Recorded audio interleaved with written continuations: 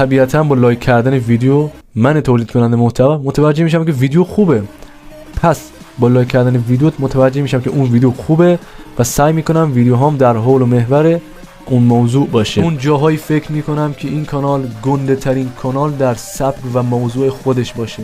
به نظر من مخاطبای یوتیوب یه لول بالاتر از مخاطبای این اینستاگرامه. خب بیشتر از این حرف نزنم که خسته میشید، بریم سراغ ویدیومون.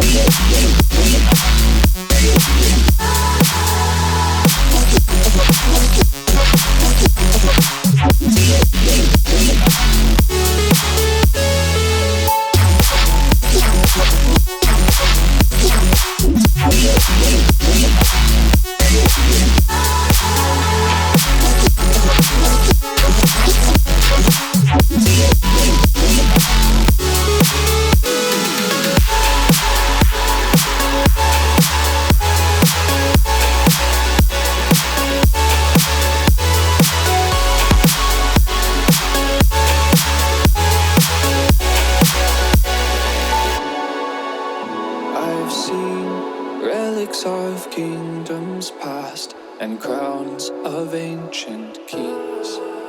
I've heard stories of distant lands, realms I long to reach.